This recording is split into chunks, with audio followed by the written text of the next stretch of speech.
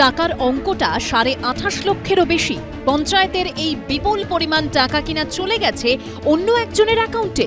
এর থেকেও বড় কথা, প্রায় 7 মাস হতে চলল সরকারি এই টাকা এখনো উদ্ধার করা যায়নি। এমনই মারাত্মক অভিযোগ উঠেছে বীরভূমের লাভপুরের একটি রাষ্ট্রায়ত্ত ব্যাংকের শাখায় ইন্দাস গ্রাম পঞ্চায়েতের অ্যাকাউন্ট রয়েছে। অভিযোগ, 2023-এর মে মাসের শেষে পঞ্চায়েতের প্রাপ্য 28,60,130 টাকা এই ব্যাংকের শাখা মারফত চলে গেছে খোকন দাস নামে এক ব্যক্তির অ্যাকাউন্টে। বর্তমানে ব্যাংকের ওপর চাপ কমাতে বিভিন্ন জায়গায় কাস্টমার সার্ভিস পয়েন্ট বা সিএসপি খুলেছে রাষ্ট্রায়ত্ত ব্যাংকগুলি। সেখানে নির্দিষ্ট অঙ্কের টাকার লেনদেন ও বিভিন্ন ব্যাংকিং পরিষেবা পাওয়া যায়। এই সিএসপির দায়িত্বে থাকে একজন করে এজেন্ট। এই খোকন দাস হলেন ওই রাষ্ট্রায়ত্ত ব্যাংকেরই সিএসপি হোল্ডার। এই ঘটনার পর কেটে গেছে 7টা মাস, কিন্তু এখনো উদ্ধার হয়নি সেই টাকা, যার জেরে থমকে রয়েছে পঞ্চায়েতের উন্নয়নের কাজ। আমাদের অ্যাকাউন্টে ছিল ইন্ডিয়ান ব্যাংক লাভপুর শাখায়। আমরা জিপিএমএস বলে একটি আছে, সেই ওয়েবসাইটে আমাদের সেই সাইটে এন্ট্রি করার জন্য পাসবইটা আপডেট করতে নিয়ে যাই। 2 তারিখে দেখা যায় যে অন্য একটা অ্যাকাউন্টে টাকাটা ট্রান্সফার হয়ে গিয়েছে।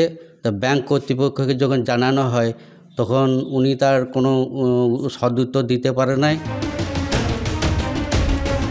এই যে জনগণের যে উন্নয়নের টাকা পঞ্চায়েতের মাধ্যমে আসছে, সেই টাকা ব্যক্তিগতভাবে আত্মসাৎ করাইছে তৃণমূল কংগ্রেসের নেতা নেত্রী এবং পুলিশ প্রশাসন।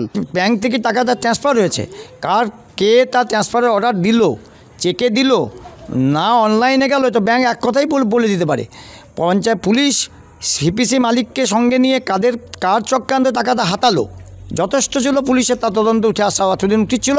মূল কথা, শাসক দল এবং স্থানীয় নেতৃত্ব যুক্ত বলেই পুলিশ প্রশাসন এবং সিভিল বিডিও অফিস এটাকে দায়ী আর মানসিকতা নিচ্ছে।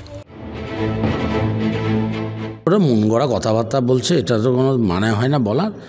এটা যে করেছে, যারা এর সঙ্গে জড়িত আছে, সবটাই তদন্ত চলছে, বেরোবে। এবং আমরা যে আমাদের আদালতের উপরে আমরা সম্পূর্ণ আস্থা রাখছি, আইন ব্যবস্থার উপরে সম্পূর্ণ আস্থা রাখছি, এবং আমরা আশাবাদী যে এই তদন্ত হওয়ার পরে এবং সব টাকাটাই উদ্ধার হবে এবং সুদসহ উদ্ধার হবে, আমরা সেটাই আশা করি।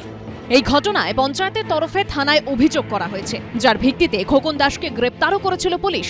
কিন্তু 2 মাসের মধ্যেই তিনি জামিনে ছাড়া পেয়ে যান। আর এতেই প্রশাসনের ভূমিকা নিয়ে বাড়ছে ক্ষোভ।